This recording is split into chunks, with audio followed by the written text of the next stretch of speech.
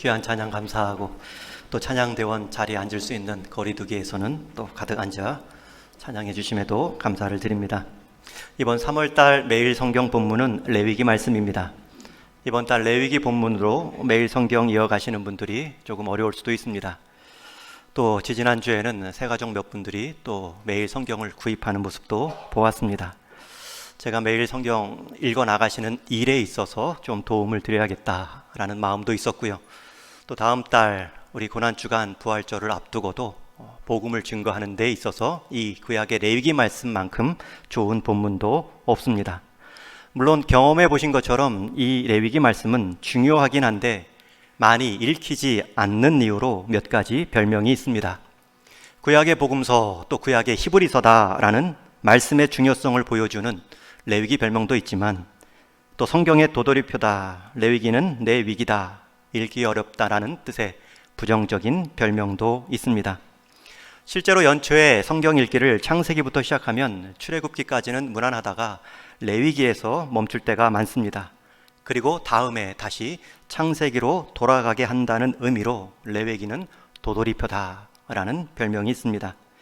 또 구약을 전공하고 논문을 쓰는 신학생들마저 레위기를 읽다 보면 가끔은 내 신앙의 위기를 경험한다라는 우스갯말이 있을 정도로 어려운 본문 중에 하나입니다. 그럴 수밖에 없는 것이 레위기는 제사에 관한 딱딱한 내용일 뿐만 아니라 그 형식도 이야기체가 아니라 법 조문체의 딱딱한 형식입니다. 잘 읽혀지지 않는데 가끔은 애써 한번 읽었다 해도 이것이 오늘 내 신앙적 유익에 무슨 도움이 되는가 회의감이 들 때가 있습니다. 이럴 때는 대개 두 가지 반응이 들지요. 무시하는 첫 번째 반응이 있습니다. 어렵다 여기고 포기하는 본문으로 삼습니다. 한번 애써 읽어도 다시는 보지 않습니다. 두 번째 유형은 반대로 문자적으로 파는 것입니다. 그렇게 수십 번, 수백 번 읽으면 깨달아지겠지. 전체 말씀에 숲은 보지 못하고 풀 하나, 식물 하나에 너무 과도한 의미를 부여하다가 길을 잃어버릴 수 있습니다. 이럴 때 좋은 제3의 독법이 있습니다. 읽는 방법이 있습니다. 레위기 말씀을 본문 따라 읽되 주제별로 본문을 이해하는 것입니다. 저는 그렇게 읽고 있고 그렇게 설교할 것입니다. 요한계시록 말씀도 그렇게 읽고 이해하면 매우 유익합니다. 오늘을 시작으로 레위기 말씀을 몇 가지 주제로 묶어 함께 묵상하며 다음 달 부활절을 함께 맞이할 수 있기를 소망합니다. 아울러 연초에 성경 일독 하시고자 시작하신 분들, 레위기에서 신명기에서 멈추신 분이 계시다면 다시 성경 읽기를 이어가시라 응원하는 의미도 있으니 힘내시기 바랍니다. 등산할 때 높고 험한 봉우리 하나를 제대로 넘어서면 이어지는 봉우리들은 그렇게 높아 보이지 않습니다. 그런 의미로 오늘 레위기 말씀을 제사라는 관점으로 봉우리 하나를 넘어갈 것입니다. 오늘 말씀의 주제는 제사입니다.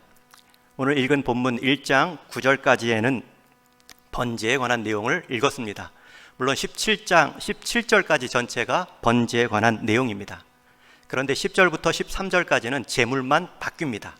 또 14절부터 17절까지도 제물만 바뀐 내용이기 때문에 오늘 9절까지만 읽었습니다. 또 6장 중반부까지는 성경의 5대 제사인 번제, 소제, 화목제, 속죄제, 속건제의 내용을 소개합니다. 그리고 레위기 16장에는 대속죄일에 드리는 속죄제와 또 염소를 구별하여 보내는 아사셀의 제사가 나오고 있습니다. 그리고 그 제사를 관장하는 제사장을 세우는 모습이 또 레위기의 절반 내용입니다.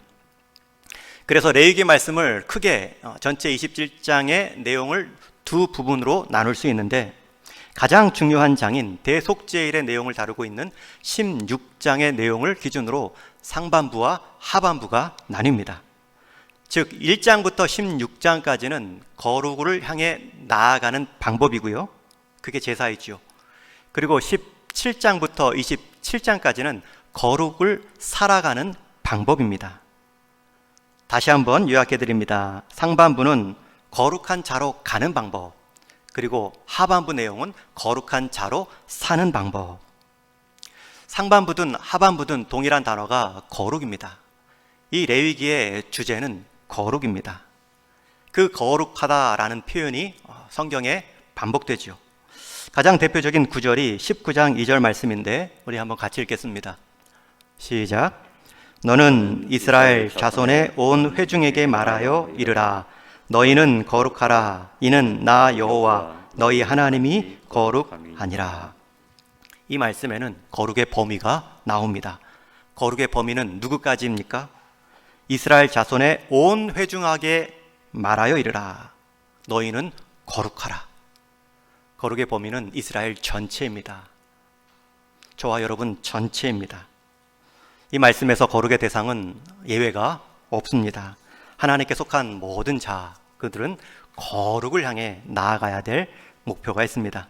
이 말씀이 상반부에도 한번 똑같이 나옵니다. 레위기 11장에 나오는데 한번 또 같이 읽겠습니다. 시작. 나는 너희의 하나님이 되려고 너희를 애굽 땅에서 인도하여 낸 여호와라. 내가 거룩하니 너희도 거룩할지어다. 이 구절을 잘 보면 출애굽의 목적이 나옵니다. 출애굽을 시킨 것 자체가 목적이 아니라 출애굽은 시작이고요. 출애굽을 행한 그 목적이 무엇이냐면 내가 너희의 하나님이 되려고입니다. 그런데 그 하나님은 어떤 하나님입니까? 거룩하신 하나님입니다. 그래서 내가 너희의 하나님이 된다는 말은 너희를 거룩하게 한다라는 뜻입니다. 실제로 이 거룩이라는 히브리어 뜻 자체가 구별하여 떼놓다라는 소유권을 의미합니다. 이 히브리어 카도시는 구별하여 떼놓다. 이 말은 출애굽을 통해 구별하는 것이 최종 목표가 아니라 출애굽을 통해 바로의 통치에서 나오는 것이 최종 목표가 아니라 거룩하신 하나님의 지배 가운데 거함으로 거룩을 닮아가는 것이 우리 신앙, 우리 성도의 마지막 목적입니다. 그런데 아는 것처럼 우리는 거룩하지 않고요. 경험해 본 것처럼 그 거룩을 이룰 능력이 없습니다. 거룩하기는커녕 거룩하신 하나님 앞에 설 수도 없는 사람입니다. 그런 우리에게 하나님은 거룩의 자리로 나아올 수 있도록 길을 열어주셨는데 그것이 제사입니다. 성경은 제사의 책이라고 해도 과언이 아닙니다. 성경에는 제사의 흔적이 가득합니다. 창세기 아담과 하와부터 그 제사의 모습이 드러나죠. 아담과 하와가 범죄 후에 눈이 밝아져 자기의 벌거벗은 몸을 가리고자 스스로 나뭇잎을 옷 삼아 치마 삼아 옷을 입어 만들었습니다. 하나님께서는 그 치마옷, 시간이 지나면 말라 사그라질 수밖에 없는 그 옷을 가죽옷으로 바꾸어 입혀 주셨습니다. 창세기 3장 21절 말씀해 보면 여호와 하나님이 아담과 그의 아내를 위하여 가죽옷을 지어 입히시니라. 이 구절을 에드워드 영이라는 구약 신학자는 이렇게 주의합니다. 가죽옷을 만들기 위해 동물의 생명을 취하신 하나님의 행동은 동물 희생 제사의 근거를 보여준다. 우리는 이 말씀을 통해서 인간이 스스로 지어 입은 옷으로는 하나님 앞에 설 수 없다는 사실과 하나님이 지어주신 적절한 옷을 입을 때까지는 옷을 입은 것으로 간주하지 않으신다는 중대한 사실을 알게 된다. 범죄하자마자 하나님은 동물의 희생으로 얻은 가죽옷으로 그 두 사람을 감싸주십니다. 제사의 희미한 그림자입니다. 그 다음 세대 가인과 아벨은 조금 더 구체적이지요. 처음 제물을 드리는 제사적 행동이 나옵니다. 창세기 4장에 보면 가인은 곡물을 드리고 동생 아벨은 동물로 제물 삼아 제사를 드리지요. 그러다 홍수 심판 이후에는 창세기 8장에서 처음 제단이라는 단어가 나오고 번제라는 단어가 나오며 제물도 정결한, 구별된 이란 뜻의 제물이 나옵니다. 우리 8장 20절 말씀 같이 읽겠습니다. 시작. 노아가 여호와께 제단을 쌓고 모든 정결한 짐승과 모든 정결한 새 중에서 제물을 취하여 번제로 제단에 드렸더니, 여기서 번제라는 단어가 처음 나오는데 번자가 태울 번자입니다. 정결한 제물을 다 태워서 연기를 하늘로 올라가게 하는 것이 제사의 모습입니다. 그 이어지는 21절 말씀에서는 하나님께서 그 제사의 향기를 받으셨다. 그리고 다시는 같은 방법으로 사람을 심판하지 않으실 것임을 다짐하십니다. 여러분, 그리고 이어지는 창세기 12장 이후의 족장의 역사를 봐도 아브라함, 이삭, 야곱이 제단을 쌓고 하나님께 제사 드리는 모습이 나오죠. 그리고 야곱의 아들 요셉이 애굽으로 갔죠. 그리고 그 후손들을 다 받아냅니다. 430년 동안 이스라엘 민족의 번성을 이룹니다. 그리고 출애굽할 때에 모세를 통하여 바로 앞에 서는데 출애굽의 목적을 모세는 이렇게 말합니다. 우리가 광야로 사흘길쯤 가서 하나님 여호와께 제사를 드리려 하오니 가도록 허락하소서. 이처럼 레위기의 말씀으로 제사가 확립되기 이전에도 성경에는 번제나 여러 제사의 모습이 이스라엘 민족 가운데 이어져 왔음을 알 수 있습니다. 이제 그러한 제사의 의미를 이 레위기 말씀을 통해서 공식적으로 제도화하고 있습니다. 공식적으로 제도화했다는 것은 이 제도를 통해 이제 은혜를 보여주시겠다는 것입니다. 그 중에 오늘 레위기 말씀에는 5가지 제사가 나옵니다. 두 번째 소제는 곡물을 빻아서 하얀 가루로 제사를 드리는 제사의 모습입니다. 그런데 이 소제만을 빼고는 나머지 이 4가지 제사에 공통된 단계가 있습니다. 4가지 공통된 제사의 단계가 있습니다. 여러분, 곡물을 빻아서 드리는 이 곡물 제사도 혼자 단독적으로는 드리지 못하고 번제와 함께 드려야 했습니다. 이 말은 소제 역시 번제의 의미를 갖고 있다는 것입니다. 곡물이기 때문에 피 흘림은 없지만 피 흘리는 번제와 함께 항상 한 쌍으로 드리게 하심으로 피 흘림이 없이는 죄 사함이 없다라는 제사의 원리를 벗어나지 않게 하십니다. 여러분, 이런 면에서 보면 이 5가지 모두 다 이 제사에 동일한 4가지 단계가 있다 말할 수 있습니다. 그 첫 번째 제사의 1단계는 흠 없는 가축을 제물 삼아 회막 앞으로 이끌어 오는 것입니다. 우리 2절, 3절 말씀 같이 한번 읽겠습니다. 시작. 너희 중에 누구든지 여호와께 예물을 드리려거든 가축 중에서 소나 양으로 예물을 드릴지니라. 그 예물이 소의 번제이면 흠없는 수컷으로 회막문에서 여호와 앞에 기쁘게 받으시도록 드릴지니라. 여기서 형편에 따라 꼭 소만 드리는 것이 아니죠. 10절에 보면, 13절에 보면 형편에 따라 양이나 염소, 조금 더 어려우면 비둘기도 드릴 수 있습니다. 그러나 공통점은 다 피 흘림이 있는 동물 제물입니다. 특별히 여기 이 제물에서 또 강조하는 표현 하나가 있습니다. 가축 중에서 흠없는 것으로. 여러분, 가축이라는 말은 집에서부터 가져온 이란 뜻입니다. 집에서 길러왔다는 의미겠죠. 제사의 제물은 중간에 가다가 사는 것이 아닙니다. 여러분, 성전이 완공되고 나서는 사람들이 성전 안에서 그 제물을 구입하는 일이 횡행했습니다. 타락한 모습이죠. 또 가는 여정에서 들판에 사냥감을 가져가서도 안 됩니다. 집에서 길리운 가축 중에 흠없는 것을 골라 제물로 드려야 했습니다. 여러분, 이것은 집마다 이미 제물용 가축을 구별해 놓았다라는 의미겠죠. 그것을 어디서 제사로 드립니까? 회막문 앞에서. 제사는 자기 집 앞에서 드리는 것이 아닙니다. 회막까지 제물을 끌고 가야 됩니다. 여러분, 그 길의 여정이 얼마나 멉니까? 한 성경학자는 이 가축의 흠없음을 강조하는데, 만약 제사 드리는 회막까지 가다가 이 제물로 드릴 가축이 병들거나 다치면 흠이 생기기 때문에 다시 집으로 돌아와 새로운 흠없는 가축을 가져가야 한다고까지 말합니다. 여러분, 당시 회막은 법궤가 있던 곳 한 곳뿐입니다. 이스라엘 전역에서 이 한 곳을 향해 흠없는 가축을 챙겨오는 그 여정은 결코 쉬운 일이 아닙니다. 여러분, 우리는 이것을 보며 알 수 있습니다. 온전한 제사는 어디서부터 시작되는 것인지요?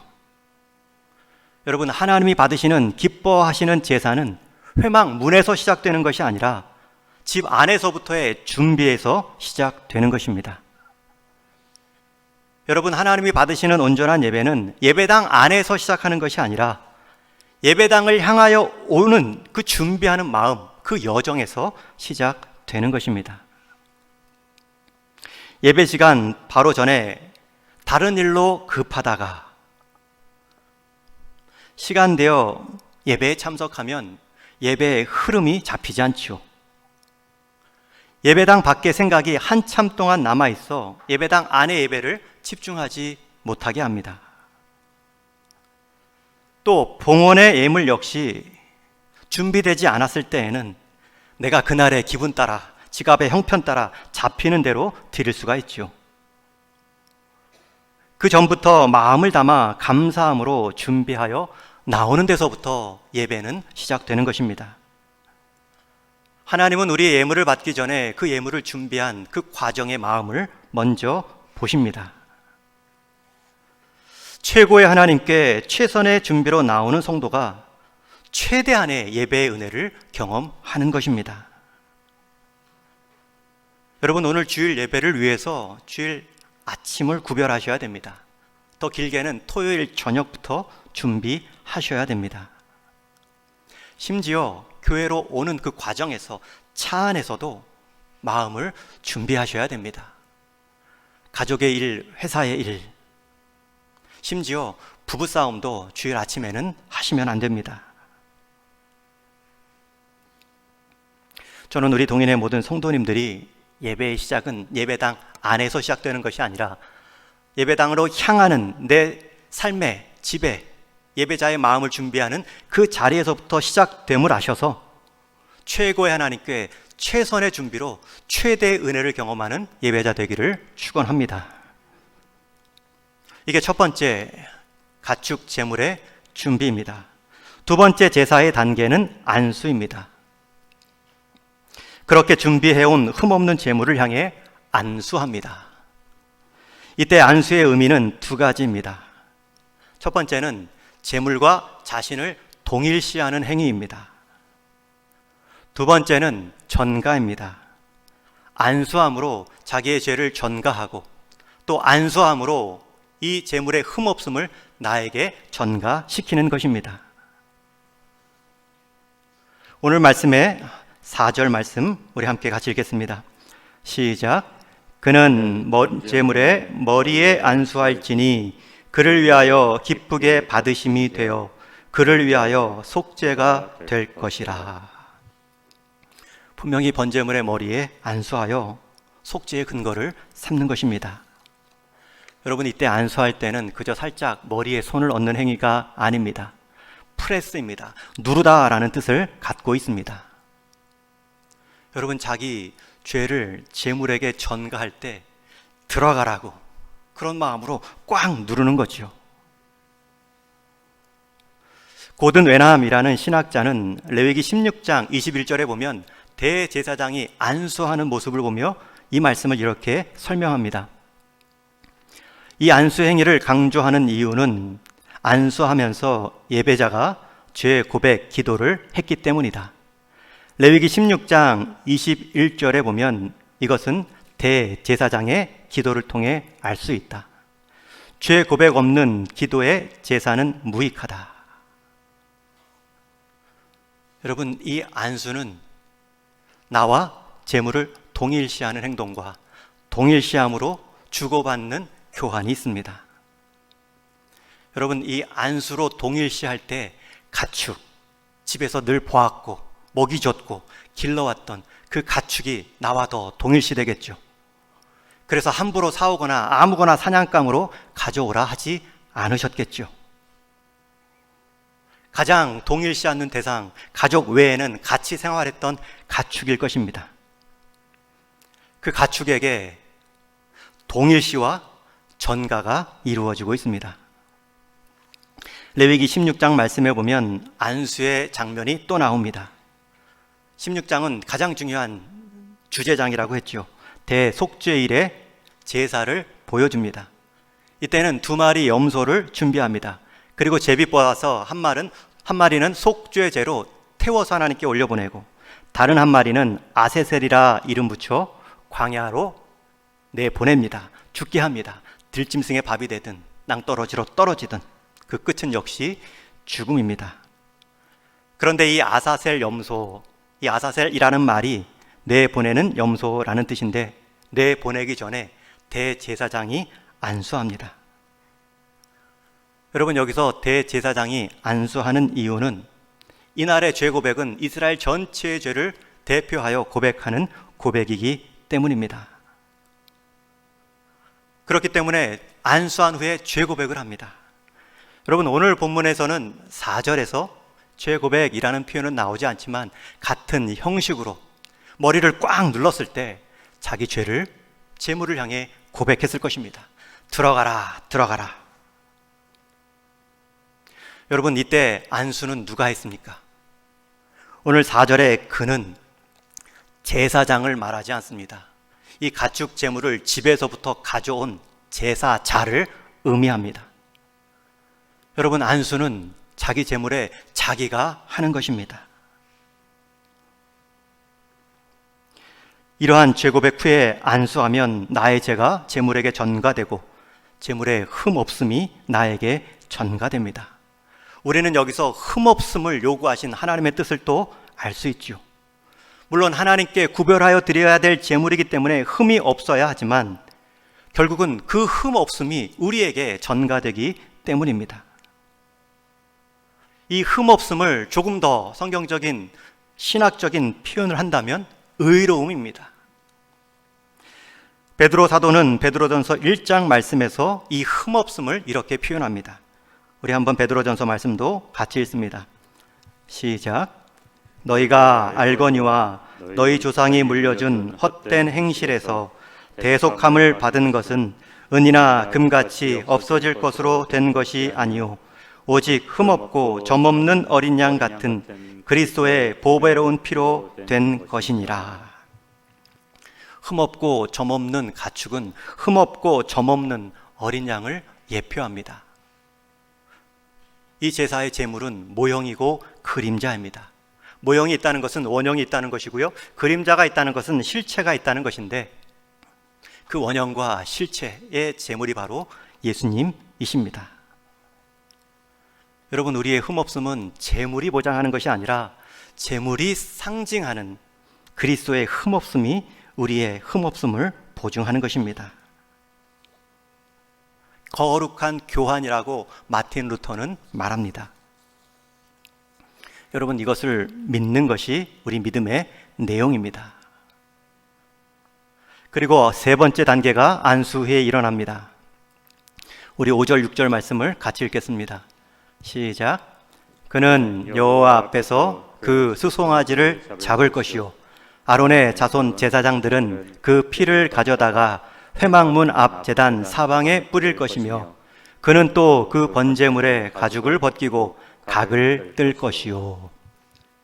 세 번째 단계는 도살입니다. 칼로 제물을 죽이는 것입니다. 죽이는 정도가 아니라 가죽을 벗기고 각을 뜰 정도로 잔인하게 분해하는 수준입니다. 여러분, 이 말씀에서 그는 누구입니까? 5장에서 제물을 죽이고 가죽을 벗기고 각을 떠야 될 사람은 누구입니까? 제사장이 아닙니다. 여기 5절에 그 역시 제물을 끌고 나온 제사자, 제물을 드렸다라는 뜻의 헌제자, 제사를 드리는 사람의 몫입니다.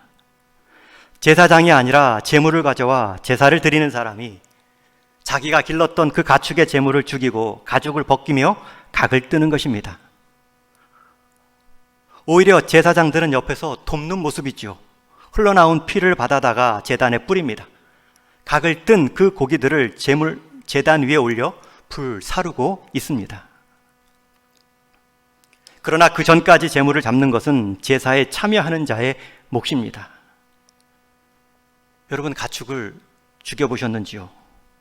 요즘은 그럴 일이 없습니다. 가축 죽이는 것이 결코 쉽지 않습니다. 제가 중국에 있을 때 닭을 잡아야 할 때가 있었습니다. 중국 처음 도착해서 재래시장에서 아내가 닭을 사왔는데, 물론 털은 다 뽑혀서 머리와 다리가 달리고 내장만 제거된 죽은 닭입니다. 아내가 사왔지만 저보고 토막 내달라고 해서 처음에는 못하겠다고 했어요. 여러분, 목과 발이 그대로 달려 있습니다. 보기도 흉측하고 만지는 촉감도 이상합니다. 그럼에도 7개월 된 혜민이를 먹여야 되기 때문에 제가 해야 될 것 같아서 고무장갑을 단단히 끼고 제 방에서 선글라스를 챙겨 나왔습니다. 여러분, 선글라스를 끼면 흑백이기 때문에 조금 덜 징그럽습니다. 죽은 닭 한 마리도 섬뜩한 적이 있습니다. 그런데 산소를 잡아야 됩니다. 양을, 염소를 잡아야 됩니다. 잡는 정도가 아니라 가죽을 벗겨냅니다. 그것이 끝이 아닙니다. 각을 떠야 됩니다. 각을 뜬다는 말은 모든 뼈마디를 분리시킨다는 것입니다. 그렇게 명했습니다. 아마 그 뼈마디를 분리하면서 이 뼈에 이상이 없는가 살펴봤겠죠. 소 같은 경우는 각을 뜨는 것은 칼로 되지 않기 때문에 도끼를 써야 한다고 합니다. 도끼로 내리쳐야 하기 때문에 피와 살이 튀었을 것입니다. 여러분, 그것이 제사자가 감당하는 모습입니다. 그리고 비둘기를 들고 온 제사자, 헌제자는 이 작은 비둘기는 각을 뜨지 않고 대신 살을 찢습니다. 생살을 찢어 놓습니다. 여러분, 대충 죽이고 어차피 태우는 제사면 그냥 올려다 놓고 다 태우면 되는데, 제사에 참여한 헌제자, 제사자에게 이 일을 직접 하나님이 명하십니다. 여러분, 그 전에 바로 안수했습니다. 그 안수한 제물은 내가 집에서 기르던 가축입니다. 그것을 보며 깨닫겠죠. 죄의 결과가 이렇게 심각하구나. 원래 칼로 죽임당하고 가죽을 벗기고 뼈마디가 다 분해될 자리는 내 자리였는데, 죄의 형벌을 몸소 경험합니다. 죄의 심각성을 깨달을 뿐만 아니라 형벌의 심각성을 깨달음으로 다시는 쉽게 죄를 범하지 못했겠죠. 내가 지은 죄, 그저 제물 하나 제사로 떼어내는 것이 아니라 내가 지은 죄의 결과가 이렇게 잔인하구나. 원래 그 자리의 주인공은 나였어야 되는데 나를 대신해서 내 가축이 죽었구나. 직접 죽여야 되고 가죽을 벗기고 각을 뜰 때에는 살도 피도 뼈도 다 뜯어 놨겠죠. 여러분, 그 과정에서 자기 마음에 붙어있던 죄를 가볍게 여기던 마음도 다 떼어져 나갔을 것입니다.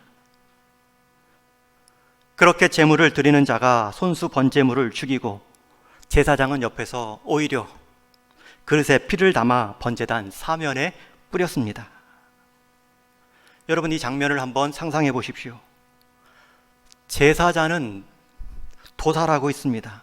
제사장은 옆에서 피 받으랴, 나온 고기 살들 씻어서 제단에 올리랴 분주합니다. 제사자와 제사장이 긴밀하게 협력합니다. 오히려 주도하는 것은 제사자의 모습입니다. 분명한 것은 제사장이든 제사자든 누구 하나 방관하거나 구경꾼의 모습으로 제사에 참여하지 않고 있습니다. 여러분, 하나님이 받으시는 온전한 예배에는 구경꾼이 없습니다. 방관자가 돼서는 안 됩니다. 목사나 예배 순서자만 참여하는 예배는 아닙니다. 여러분들이 예배를 감상해서는 안 되죠. 그래서 온라인 예배에서 대면 예배로 계속 권면 드리는 겁니다. 안방에서 거실로 나오기보다는 집에서 교회로 나오는 과정에서의 마음이 준비되기 때문입니다. 아울러 함께 제사의 긍휼이 필요한 성도들을 보며 위로하기도 하고 격려도 하는 공동체의 예배가 중요합니다. 여러분, 예배를 적극적으로 참여하지 않으면 방관자가 됩니다. 평가자가 됩니다. 자기를 예배의 책임에서 비껴서고 감히 하나님 자리에서 하나님 역할을 하는 우를 범할 수 있습니다. 찬양은 어떻고, 누구 기도는 어떻고, 누구 헌금은 어떻고, 설교는 어떻고. 여러분들이 원래 서야 될 거룩의 자리에 자격이 없는데 그 거룩의 자리를 제물의 희생으로 우리를 세워 놓으셨다면 우리는 제물을 단단히 붙잡는 치열함이 필요합니다. 여러분, 구약의 제사자들은 그것을 직접 죽이고 가죽을 벗기고 각을 뜸으로 제사 내내 긴장감을 놓지 않았습니다. 두려운 마음을 버리지 않았습니다. 원래 이 자리가 내 자리였는데 내 가축이 대신 죽임을 당했구나. 여러분, 우리는 가축을 잡는 것이 아니라 그리스도를 잡으셔야 됩니다.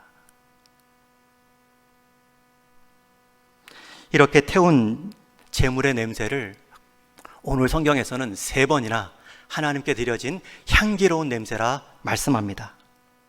소의 제물, 양과 염소의 제물, 비둘기의 제물을 다 태워드렸더니 3번 다 향기로운 냄새다. 9절, 13절, 17절은 기록합니다. 여러분, 하나님이 번제로 올라온 그 연기를 향기로운 냄새라 말씀합니다. 여러분, 이게 무슨 의미입니까? 여러분, 하나님이 고기 굽는 냄새를 좋아하신다는 말입니까? 오늘은 소고기, 오늘은 양고기, 오늘은 좀 아쉬운 비둘기 고기네. 그 고기를 향기롭다라고 여긴다는 뜻인지요? 그런 의미가 아니죠. 내 사랑하는 거룩한 백성의 죄가 이 드려진 제물의 냄새와 함께 희생과 함께 소멸되었구나. 자기 백성의 거룩함을 회복된 모습을 하나님이 기뻐하신다는 뜻입니다. 그래서 향기로운 냄새라는 이 향기롭다라는 단어의 원어에는 기뻐하는 이라는 뜻도 포함되어 있습니다. 여러분, 제물의 죽음이 우리의 거룩을 이루어냈습니다. 제물의 희생은 안타깝지만 거룩으로 일어난 하나님 백성을 기뻐하고 향기롭게 여기는 하나님이 그려집니다. 여러분, 이 장면이 또 신약 에베소서에서도 이렇게 표현됩니다. 에베소서 5장 말씀 같이 한번 읽겠습니다. 시작. 그리스도께서 너희를 사랑하신 것 같이 너희도 사랑 가운데에서 행하라. 그는 우리를 위하여 자신을 버리사 향기로운 제물과 희생 제물로 하나님께 드리셨느니라. 향기로운 제물과 희생 제물이 나옵니다. 여러분, 희생 제물의 모습은 아주 비참합니다. 그러나 그와 동일시 되었던 제사자의 모습은 향기로운 제물로 바뀌어져 있습니다. 여러분, 예수님이 십자가 삼아 드리신 자기 몸의 제사는 비참합니다. 그러나 그 예수님과 동일시한 우리의 모습은 하나님 앞에 향기로운 제물입니다. 이 모든 제사의 원형되는 십자가의 제사. 예수님은 십자가를 제단 삼아 자신의 몸을 제물 삼아 우리를 위해 제사를 드리셨습니다. 다음 주에 한 번 더 살펴볼 제사장의 의미. 예수님은 친히 제사장이 되셔서 자기 몸을 제물 삼아 제사를 집도하십니다. 여러분, 우리가 예수님을 믿습니다, 우리가 영접합니다 라는 의미가 무엇입니까? 우리가 예수님과 동일시되었고 그 동일시되는 믿음 때문에 우리의 죄는 예수님께로, 예수님의 의는 우리에게로 전가되었습니다. 이것을 믿는 것이 우리 믿음의 내용입니다. 여러분, 예수님을 믿는다고 하는데 다른 거 믿으면 큰일 납니다. 특별히 우리 다음 달 학습 세례 받으실 때에 여러분 이거 꼭 들으셔야 됩니다. 성경은 제사의 책이다, 제사로 가득 차 있다라고 해도 과언이 아니죠. 구약의 그 제사의 면면이 흘러나오죠. 성막과 성전 공동체입니다. 제사 공동체입니다. 그리고 신약에서는 그 제사의 실체 대신, 원형 대신 예수님이 복음서에서 행하셨습니다. 십자가에서 제사를 드리셨습니다. 그리고 사도행전은 그 드려진 제사를 증거하는 내용입니다. 그리고 이어지는 서신서는 그 제사가 어떤 제사였는지를 해석하는 서신입니다. 그리고 마지막 요한계시록에서는 그 제사가 옳았다, 어린 양이 보좌에 앉으신 모습으로 우리에게 증언합니다.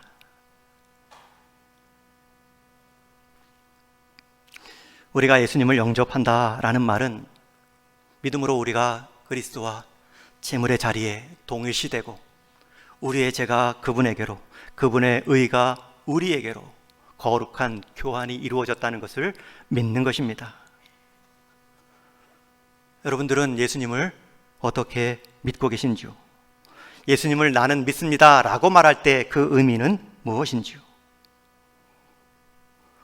여러분, 교회 출석이, 여러분, 우리의 직분이 우리의 자리를 결정하지 못합니다.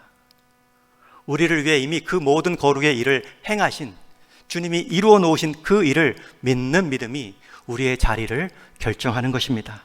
그렇기 때문에 그것을 복음, 복된 소식이라고 말하는 것입니다. 여러분, 당시에는 이방 제사에도 희생 제사의 흔적이 있습니다. 동물을 드렸고요, 심지어 사람을 드리는 인신 제사도 있었습니다.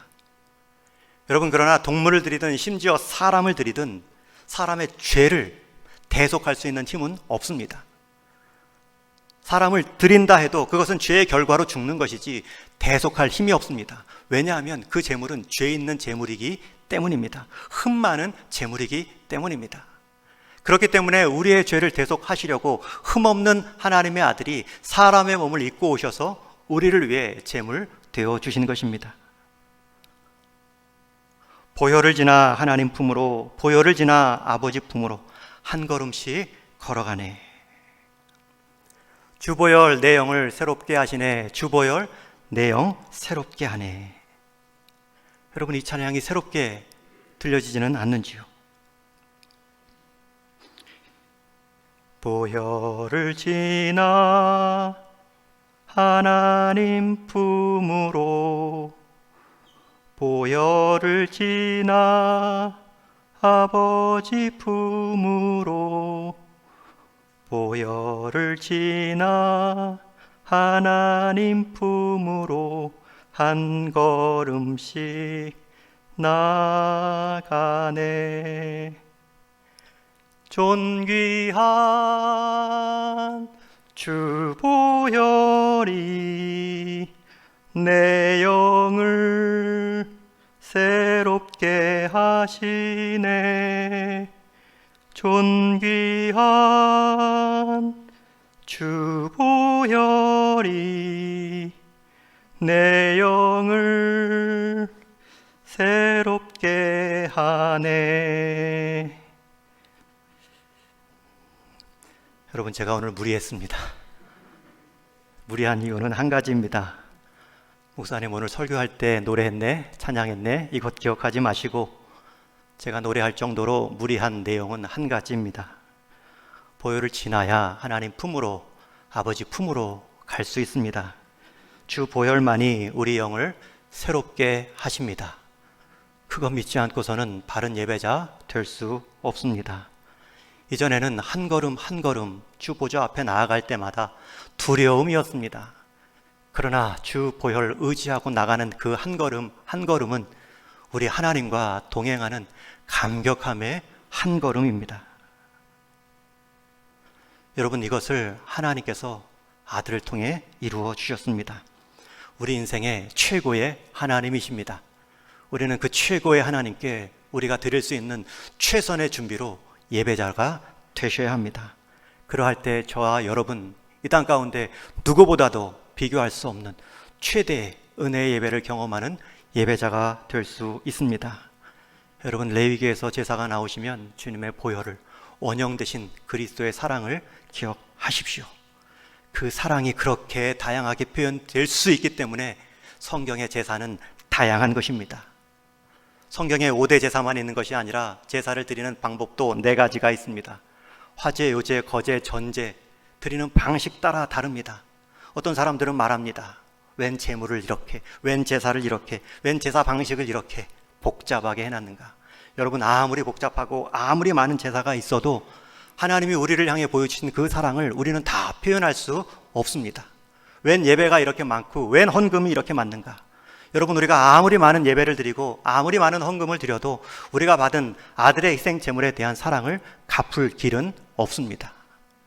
몸만이라도 드릴 수 있으면 드려 갚을 수 있는데 몸도 턱없이 모자랍니다. 오히려 하나님의 원하심은 내가 너를 아들의 희생으로 거룩한 자로 세웠으니 이제는 거룩한 자로 살아가라, 닮아가라, 증거하라로 응답하시는 것입니다. 성경의 제사를 우리가 이 관점으로 원형 대신 그리스도를 기억함으로 읽어나갈 때에 더 이상 레위기는 내 신앙의 위기를 가져오는 본문이 아닐 것입니다. 내 길을 새롭게 읽어나가고 제사가 바로 나를 위한 행동이었음을 믿고 새로운 예배자가 되기를 주님의 이름으로 축원합니다. 하나님 드려진 이 연약한 고백일지라도 주님을 단단히 붙잡는 큰 믿음의 고백으로 받으시어 한 사람도 우리 동인의 성도 가운데 하나님께 속하지 않은 그리스도로 말미암아 거룩해 되지 않은 성도 없도록 우리 하나님께서 은혜로 붙드시고 그 마음과 믿음의 여정을 동행하여 주옵소서. 오늘도 보혈을 지나 하나님 품으로 달려가는 그 한 사람의 예배자로 우리 동인의 모든 성도들 든든히 세워져 가기를 간절히 바라옵고 우리 주님 예수님의 이름으로 기도하옵나이다. 아멘.